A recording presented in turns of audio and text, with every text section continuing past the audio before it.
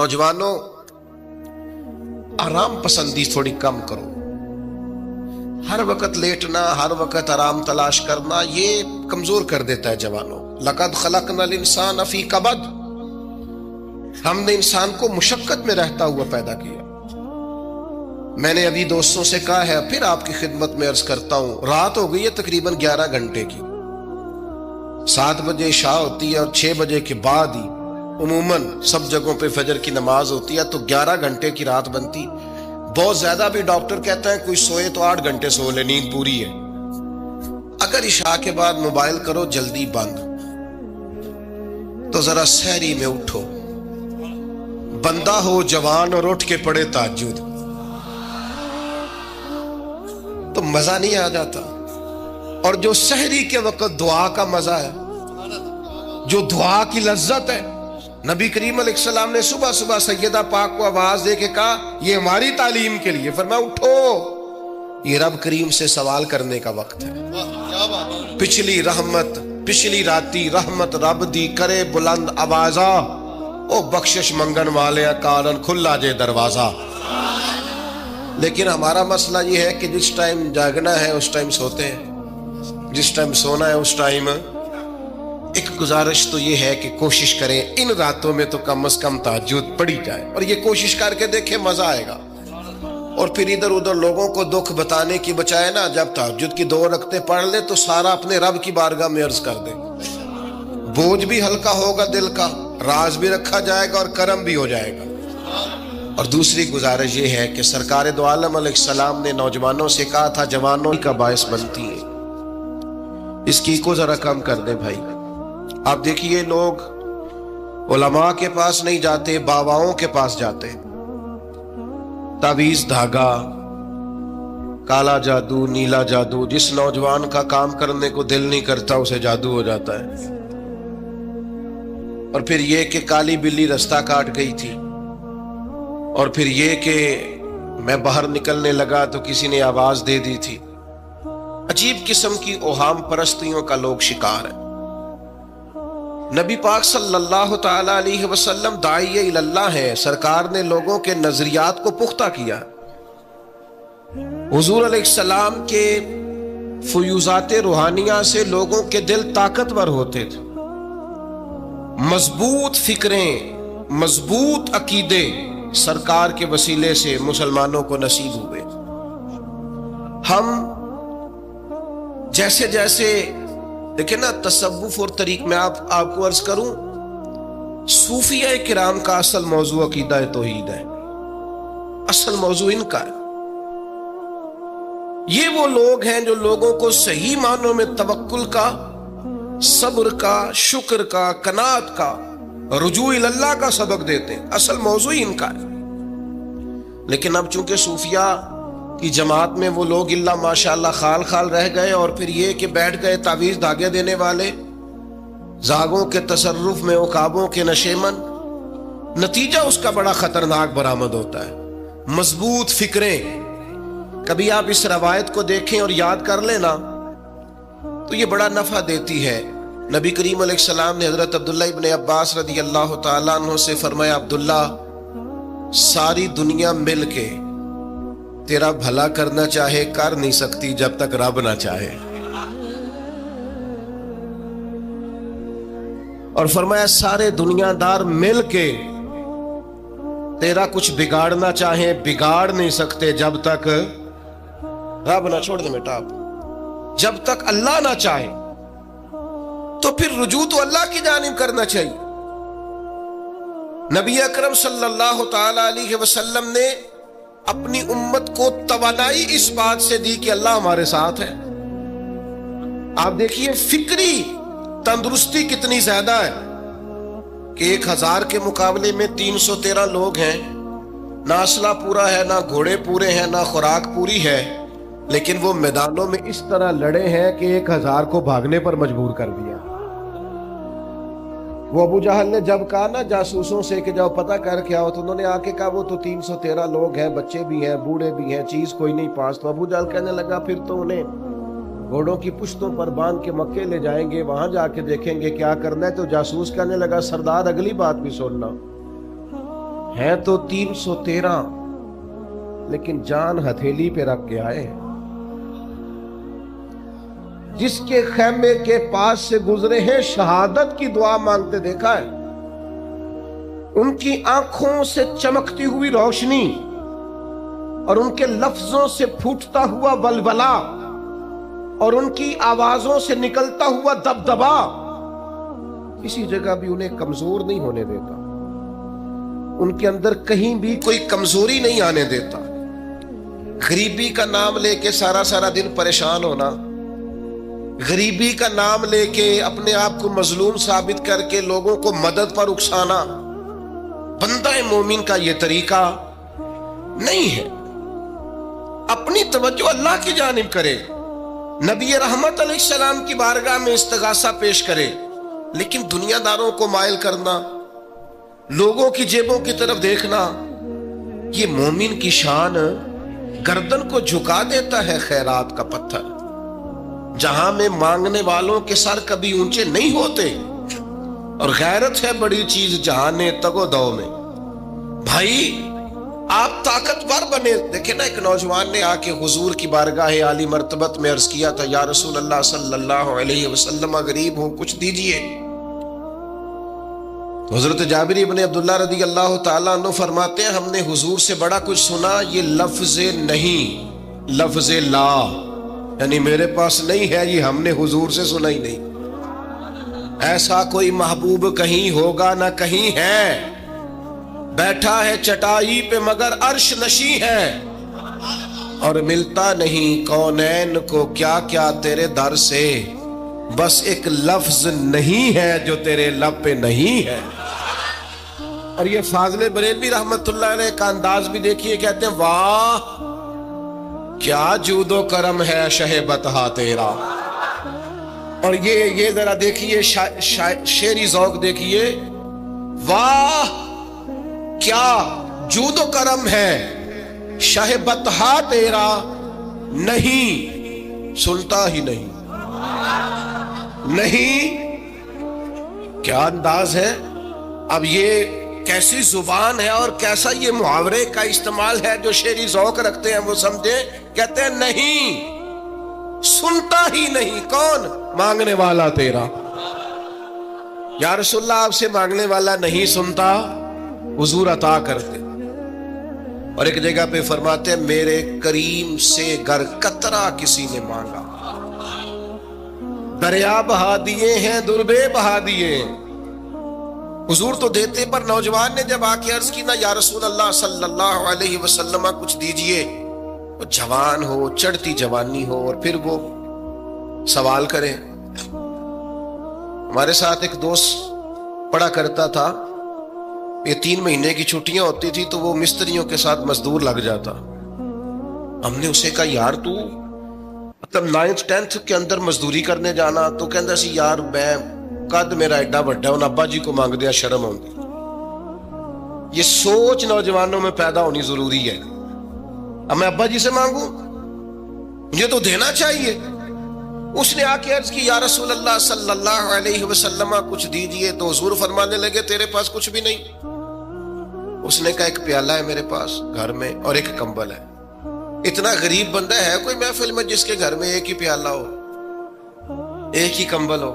کوئی بھی نہیں اتنے بڑے مجمع میں.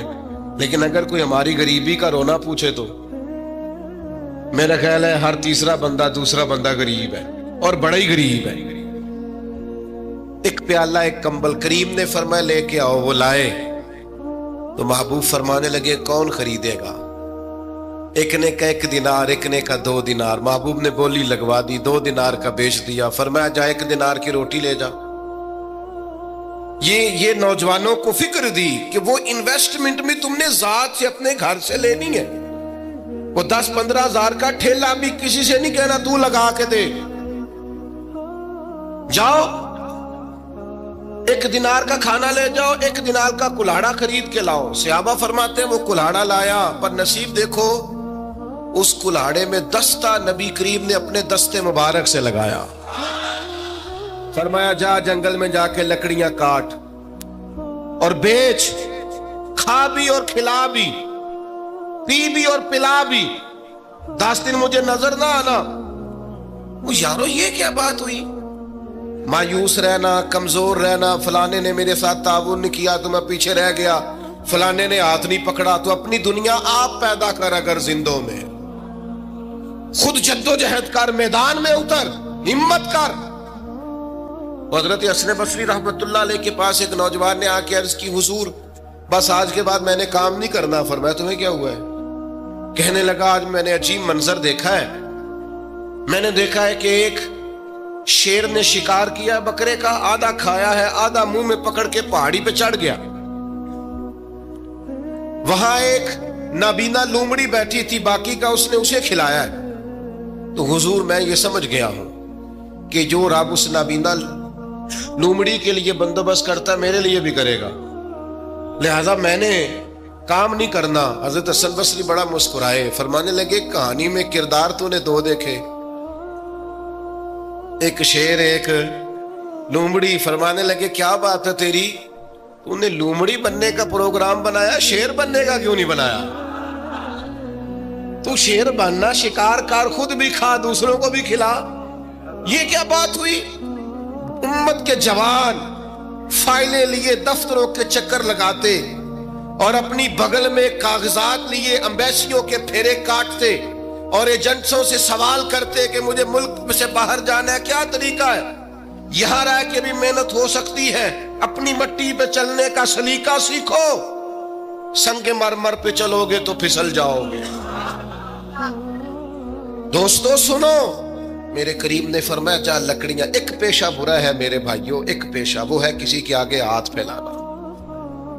बाकी दुनिया में कोई पेशा बुरा जो ठेला लगाता है और माल्टे बेचता है और सेब बेचता है, बड़ा इज्जत वाला आदमी। ये शॉर्टकट छोड़ दो, दूसरों पे भरोसा करना छोड़ दो। वो शायर एक बैठा था ना, शायर मुझसे नाराज ना हो जाए, तो कई दफा वो शेर और शायरी में भी उनकी हालत बड़ी खस्ता हो जाती है।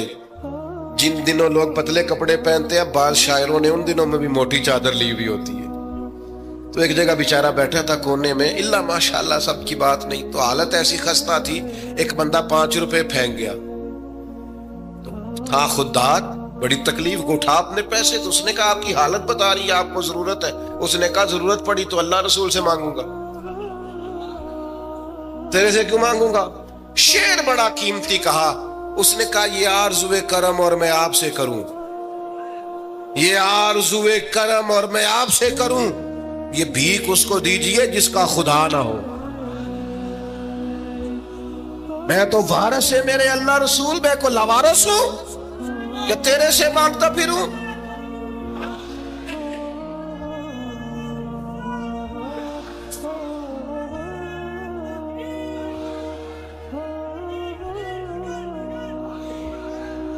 माशाअल्लाह माशाअल्लाह।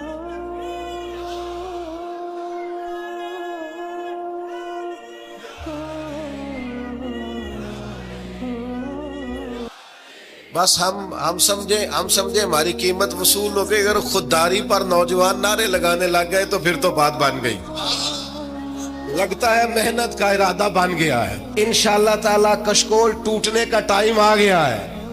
करम की बरखा बरसेगी, यही मिल्लत का जवान क़यादत करेगा।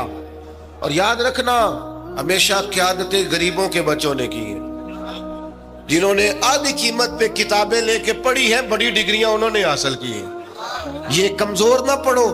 नबी पाक दाइए इल्लल्लाह है, हुजूर ने जगाया है। 15 दिन नजर ना आना, मजदूरी कर। वो नौजवान 15 दिनों के बाद आया। अब तेरा हाल क्या है? उसने कहा हुजूर पहले एक प्याला था ना, अब सारे घर के बर्तन बन गए। पहले एक बिस्तर था, अब सारे घर के बिस्तर। और नौजवानों, हमने सहारा बनना है।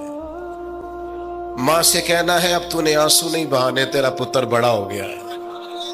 बहन से कहना है अब तू कभी परेशान नहीं होगी, तेरा भाई बड़ा हो गया है। बूढ़े बाप के पास बैठ के कहना अब्बा जी बस अब आंसू पूंछ दो, आज के बाद परेशान नहीं होना, पुत्र जवान है। अपनी बीवी से, बच्चों से कहना कि किसी ख्वाहिशात पूरी करने के लिए तुम्हें देर तक इंतजार नहीं करना पड़ेगा, हम मैदान में हैं। بس اپنی مٹی پہ چلنے کا سلیقہ سیکھو، سنگ مرمر پہ چلو گے تو پھسل جاؤ گے۔ نبی پاک نے محنت کو سپورٹ کیا ہے، مشقت کو سپورٹ کیا۔ حضور علیہ السلام نے فرمایا سب سے بہترین کمائی وہ ہے جو تو اپنے دو ہاتھوں سے محنت کر کے کھاتا ہے۔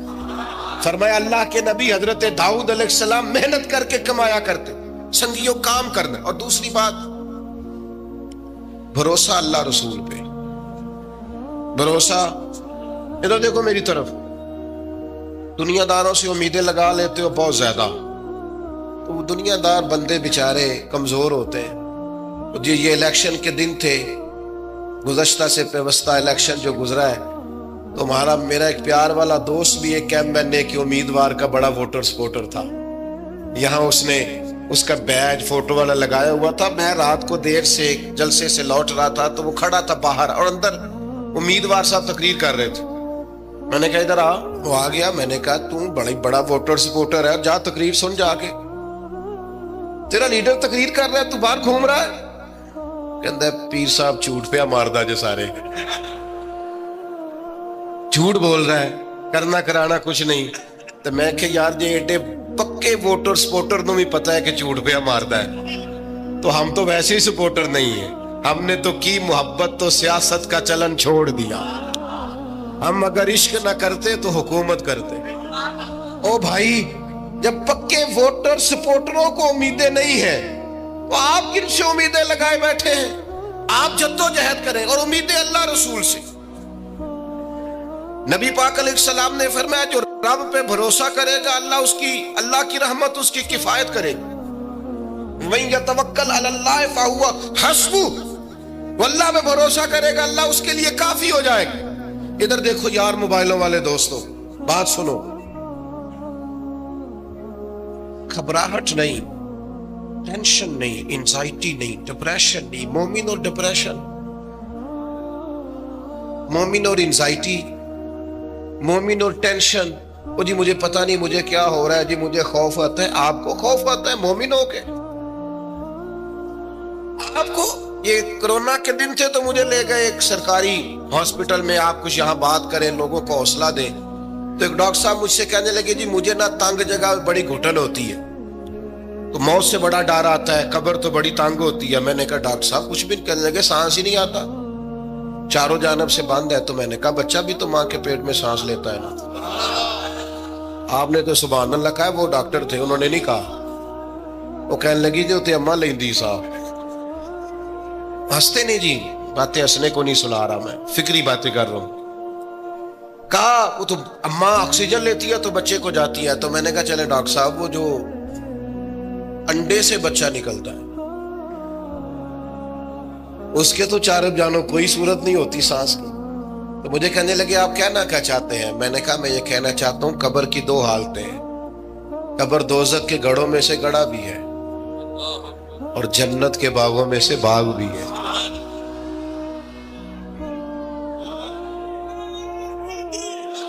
سنو یار، اللہ آپ کو خوش ماشاء اللہ۔ سنیں جی سنیں، میں نے کہا اگر کسی کا یہ ذہن بن جائے کہ مرنے کے بعد میں نے باغ میں جانا ہے، ایک منٹ کے لیے سوچو نا یار، یعنی ادھر قبر بند ہوئی تو نیچے باغ، اور باغ بھی معمولی نہیں، جنت کے باغوں میں سے باغ، اور باغ ایسا شاندار جس میں آنکھ کھلی تو پہلی زیارت ہی مدینے والے معبود کی۔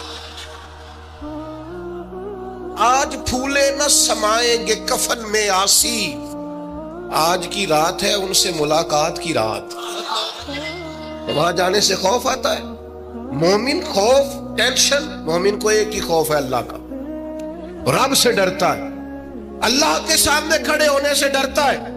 باقی مسائل کا خوف کرنا، غربت کا خوف کرنا، لوگوں سے ڈرنا، یہ نکل آئے آپ اس ٹینشن سے۔ رب جس کو عزت دے اس کی چھین کوئی نہیں سکتا، اللہ جسے رزق دے اس کے ہاں آنے سے روک سکتا کوئی نہیں روک سکتا۔ طاقتور ہو کے زندگی گزارے۔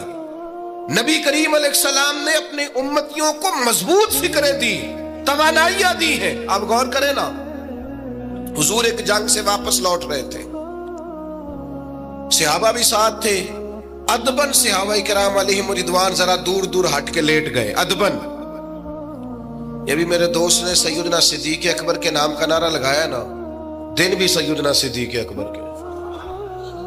بس میں اس وقت عنوان ان کا نہیں ہے، اتنی بات کرتا ہوں کہ دنیا میں ایک فلسفہ بیان ہوتا ہے کہ جو زیادہ قریب رہتے ہیں وہ زیادہ ادب نہیں کرتے، اور یہ کوئی غلط بات نہیں، ایسا ہوتا ہے اکثر، جو زیادہ قریب ہوتے ہیں وہ زیادہ مؤدب۔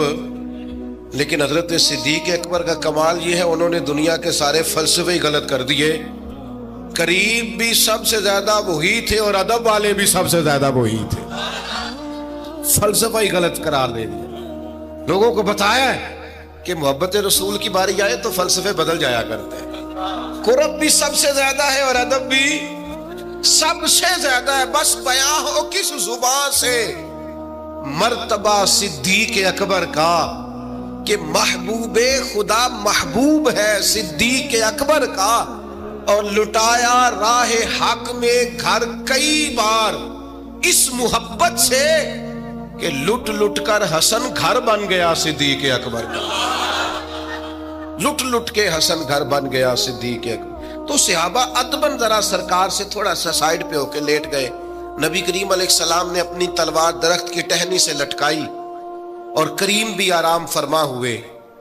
اچانک ایک کافر آیا، اس نے تلوار سرکار کی نکال لی، دیکھا حضور اکیلے اور پاس اسلحہ بھی نہیں ہے، تو حضور پر تلوار تان کے کہنے لگا اب آپ کو مجھ سے کون بچائے گا؟ نہیں، آپ زیادہ توجہ کریں بات پر، کون بچائے گا؟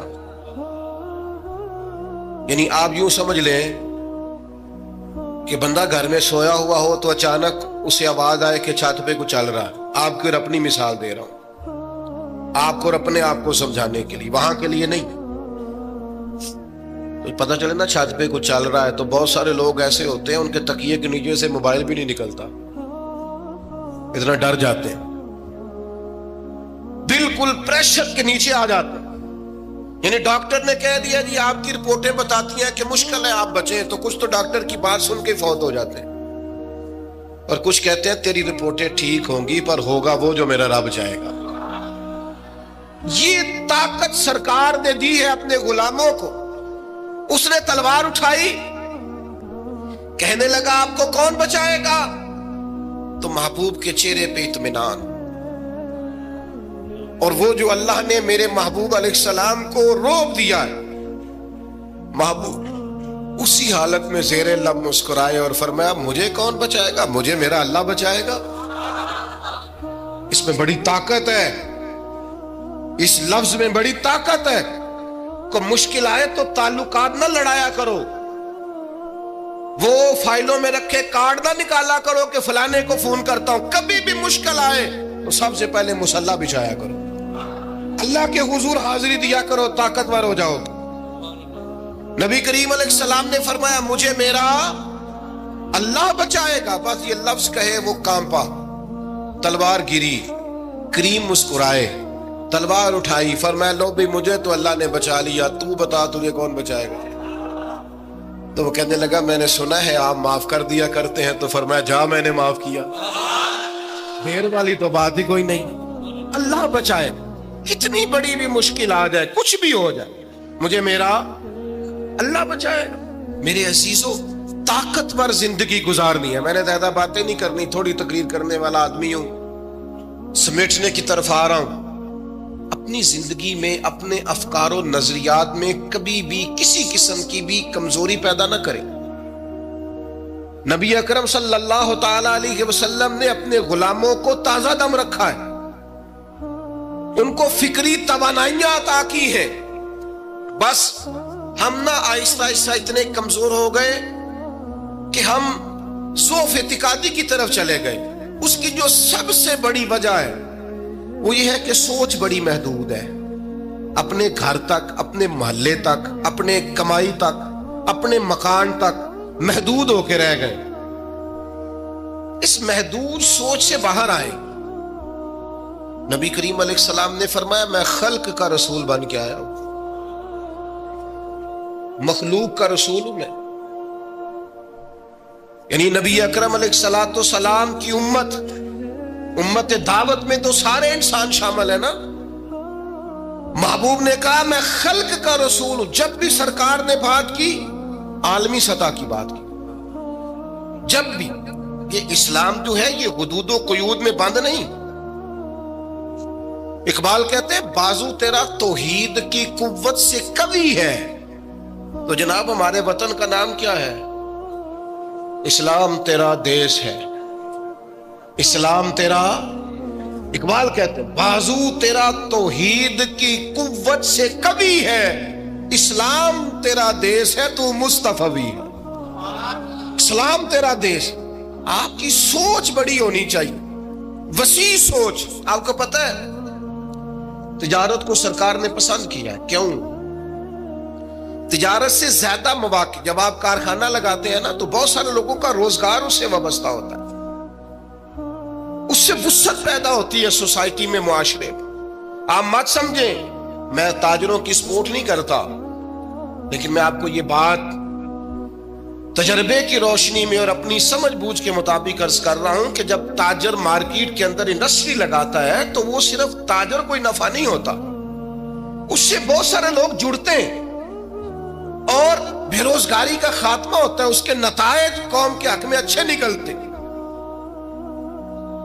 तो आलमी सोच, कौमी सोच पैदा करें, महदूद सोचें।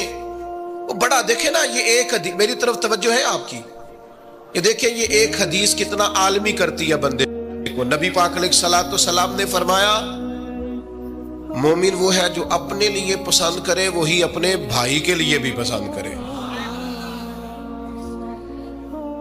ये एक रवायत अगर इस पर, और ये आती भी सबको है, अगर सबका इस पर अमल होने लग जाए तो मुझे बताइए कोई चीज मिलावट वाली बिकेगी मार्केट में?